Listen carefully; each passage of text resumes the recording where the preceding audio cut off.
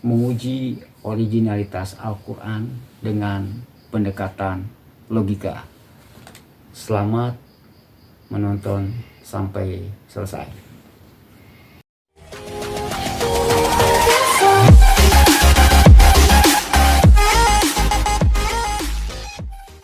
Adalah Alkitab, Injil, dan Al-Quran.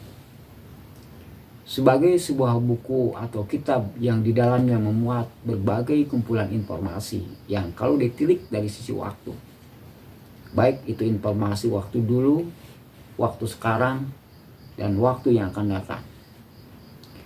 Sebagai sebuah kumpulan informasi, Alkitab dan Al-Quran menjadi panduan arah hidup dan kehidupan untuk kita. Konsep ini menjadikan mestinya kita tidak harus lantas percaya begitu saja informasi dari Alkitab atau Al-Quran sebelum melalui berbagai pengujian. Hal ini tidaklah rasis. Tidak berarti saya menghina Alkitab dan Al-Quran. Tidak sama sekali. Ini lebih didasarkan kepada sebuah bentuk kehati-hatian saja. Sebagai sebuah mahakarya Tuhan, Alkitab dan Al-Quran mestinya bisa membantah dan menjawab semua tuduhan-tuduhan yang tidak berdasar. Semisal Alkitab dan Al-Quran itu buatan manusia, berisi dongeng-dongeng dan seterusnya. Semestinya juga Alkitab dan Al-Quran tahan terhadap perubahan waktu dan efek yang ditimbulkannya. Seperti kita tahu, efek waktu begitu dahsyat.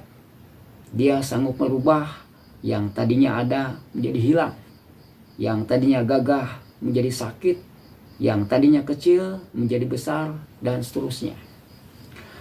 Lalu bagaimana dengan Al-Quran dan Alkitab?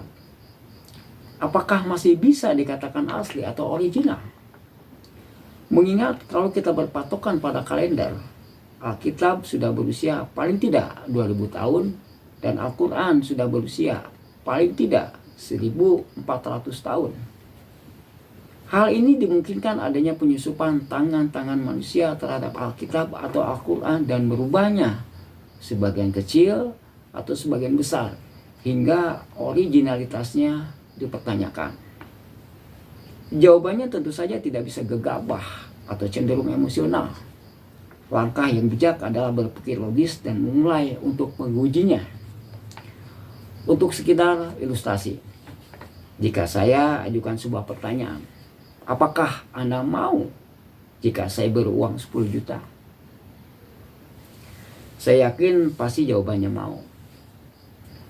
Tapi bagaimana kalau pertanyaannya saya rubah? Apakah Anda mau jika saya beruang 10 juta tapi uangnya palsu semua? Saya yakin pasti jawabannya tidak mau. Kenapa? Karena originalitas ini menjadi begitu sangat penting dan fundamental. Kalau diberi uang palsu saja kita tidak mau atau cenderung marah, maka logikanya kalau kita diberi kita palsu, semestinya kita tidak mau atau marah besar. Bukan begitu. Pastikan bahwa Alkitab dan Al-Quran itu buatan Tuhan, bukan buatan manusia. Lalu bagaimana kita menguji Alkitab dan Al-Quran? Langkah pengujian. 1. Penelusuran sejarah dan manuskrip. Hal ini penting karena untuk mengetahui kejadian masa lalu, mau tidak mau kita harus menggunakan metode ini. Sayangnya sejarah bisa dibelokkan, bisa dihilangkan, bisa dimanipulasi, dan seterusnya. Ini bisa saja terjadi karena ada pengaruh yang begitu besar dari kekuasaan atau uang misalnya. Lagi pula manusia punya potensi berbohong, curang, licik, dan lain-lain. Dengan begitu kita abaikan saja langkah ini. Sekarang kita fokus pada pengujian Al-Quran. Ilustrasi. Jika kita ingin menyimpan perhiasan atau uang di rumah, dan kita ingin perhiasan atau uang tersebut aman atau tidak hilang, apa yang harus kita lakukan? 1. Simpan perhiasan atau uang tersebut dalam kotak, lalu kunci. 2. Masukkan kotak tersebut ke dalam lemari, lalu kunci. 3. Ketiga, simpan lemari tersebut di dalam ruangan atau kamar, lalu kunci. 4. Kunci rumah. 5. Pakai atau gunakan CCTV. 6. Gunakan jasa satpam. Kesimpulan, agar perhiasan atau uang kita aman, dibutuhkan penguncian dan pengamanan. Penguncian dari poin 1 sampai 4 bersifat materi. Bisa bersifat mekanikal, misalnya digembok. Tapi bagaimana jika ini kuncinya adalah sebuah karya tulis seperti Alkitab atau Al-Quran? Adakah penguncian? Bagaimana cara Tuhan memakai penguncian dan pengamanan? 2. Penguncian. Coba kita simak ayat berikut di Az-Zukhruf 1-3. Az-Zukhruf ayat surat ke-43 ya. Hamim. Demi kitab Al-Quran yang jelas, kami menjadikan Al-Quran dalam bahasa Arab agar kamu mengerti. Dari ayat tadi pengunciannya ada di mana? Pengunciannya ada di bahasa Arab. Karena dikunci dengan bahasa Arab, maka sampai sekarang di belahan bumi manapun Al-Quran pasti menggunakan bahasa Arab. Lain hal kalau tidak ada penguncian, pasti Al-Quran dengan mudah sudah berubah ke bahasa lain. Pertanyaan, mungkin nggak Al-Quran beralih bahasa ke dalam bahasa Indonesia misalnya? Jawabannya mungkin. Syarat, hilangkan dulu pengunciannya. Masalahnya adalah penguncian ini ada di beberapa ayat di surat yang lain. Contoh, surat Yusuf 1-2. Alif Lam Ra. Inilah ayat-ayat atau kitab Al-Quran yang jelas. Sesungguhnya kami menurunkannya berupa Quran berbahasa Arab agar kamu mengerti.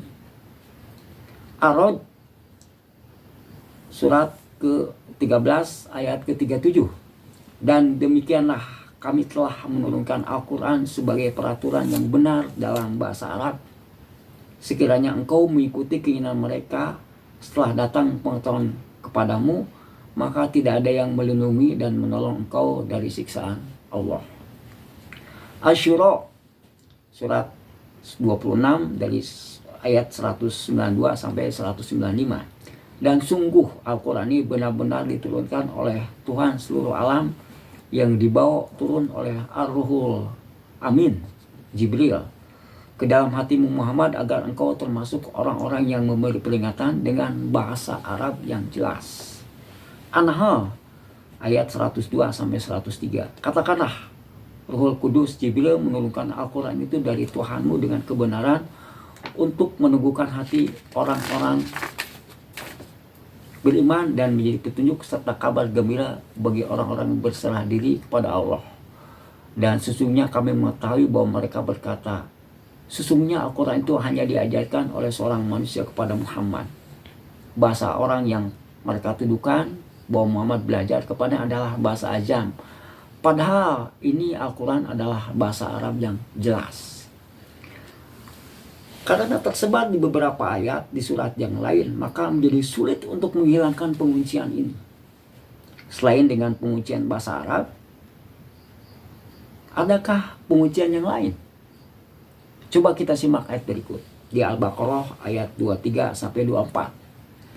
Dan jika kamu meragukan Al-Quran yang kami turunkan kepada hamba kami Muhammad, maka buatlah satu surat semisal dengannya dan ajaklah penolong-penolong selain Allah jika kamu orang yang benar. Di ayat ini dijelaskan bahwa ada segolongan manusia yang meragukan dan bahkan menuduh bahwa Al-Quran itu buatan Muhammad. Dan Allah merespon dengan menantang kepada siapa saja untuk membuat satu surat semisal Al-Quran. Ini biasa saja, ini lumrah, ini penantangan, bukan penguncian. Ilustrasi, jika kita disuruh seseorang atau bos untuk berbelanja suatu barang, saat kita datang dengan barang yang disuruh dan kita mengeluarkan bon atau kwitansi pembelian, di luar dugaan bos ragu dan menuduh kita sudah memarkup bon atau kwitansi tadi. Apa respon kita? 1. Bersumpah. Biasanya kita bilang, benar bos, saya tidak bohong, demi Tuhan, demi Allah. Kedua, menantang. Biasanya kita bilang, kalau bos nggak percaya, boleh tanyakan langsung ke tokonya. Ketiga, penguncian. Kita bisa bilang, kalau bos nggak percaya, bos bisa potong gaji saya. Kalau bos nggak percaya, bos bisa pecat saya. Kalau bos nggak percaya, bos bisa ambil istri saya. Nggak gitu-gitu amat kali. Seperti kita, maka Allah pun melakukan penantangan dan penguncian. Coba kita telah lagi ayat tadi sekali lagi. Dan jika kamu meragukan Al-Quran yang kami turunkan kepada hamba kami Muhammad, maka buatlah satu surat semisal dengan, dan ajaklah penolong-penolongmu selain Allah jika kamu orang yang benar. Jika kamu tidak mampu membuatnya dan pasti tidak akan mampu, maka takutlah kamu akan api neraka yang bahan bakarnya manusia dan batu yang disediakan bagi orang-orang kafir. Pengunciannya di mana? Pengunciannya ada di jika kamu tidak mampu membuatnya dan pasti tidak akan mampu. Itu pengunciannya. Al-Isra 88. Katakanlah, sesungguhnya jika kamu manusia dan jin berkumpul untuk membuat yang serupa dengan Al-Quran ini, mereka tidak akan dapat membuat yang serupa dengannya sekalipun mereka saling membantu satu sama lain. Mereka tidak akan dapat membuat. Itu penguncian. Di surat Hud ayat 13-14, bahkan mereka mengatakan dia Muhammad telah membuat Al-Quran itu. Katakanlah kalau demikian, datangkanlah 10 surat semisal dengannya, semisal Al-Quran yang dibuat-buat. Ajaklah siapa saja di antara kamu yang sanggup selain Allah, jika kamu orang-orang yang benar. Maka jika mereka tidak memenuhi tantanganmu, katakanlah, ketahuilah bahwa Al-Quran diturunkan dengan ilmu Allah, dan bahwa tidak ada Tuhan yang berhak disembah selain Dia. Maka maukah kamu bersandiri masuk Islam? Al-Quran itu diturunkan dengan ilmu Allah. Itu penguncian. Yunus 37-38. Dan tidak mungkin Al-Quran ini dibuat-buat oleh selain Allah, tetapi Al-Quran membenarkan kitab-kitab yang sebelumnya dan menjelaskan hukum-hukum yang telah ditetapkannya. Tidak ada keraguan di dalamnya, diturunkan dari Tuhan seluruh alam. Apakah pantas mereka mengatakan dia Muhammad yang telah membuat-buatnya? Katakanlah, buatlah 10 surat yang semisal dengan surat Al-Quran dan ajaklah siapa saja di antara kamu yang mampu membuatnya selain Allah, jika kamu orang-orang yang benar.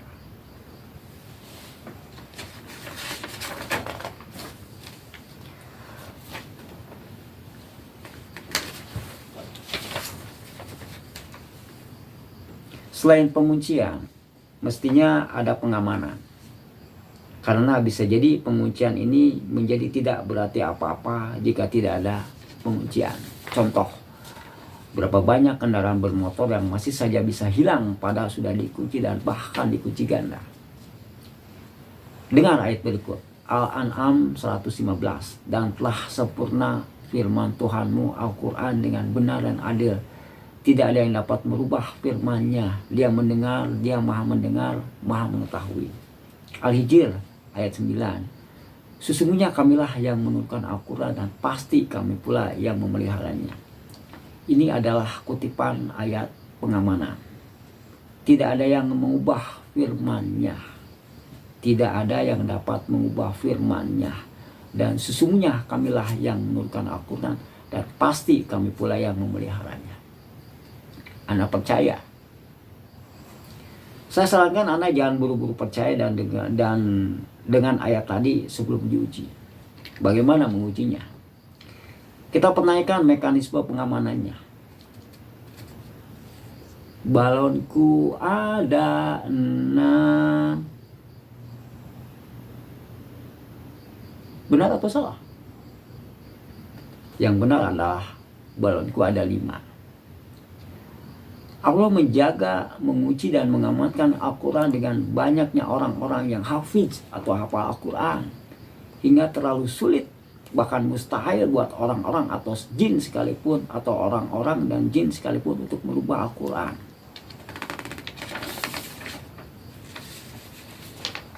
Demikian, mudah-mudahan ada manfaatnya. Wassalam.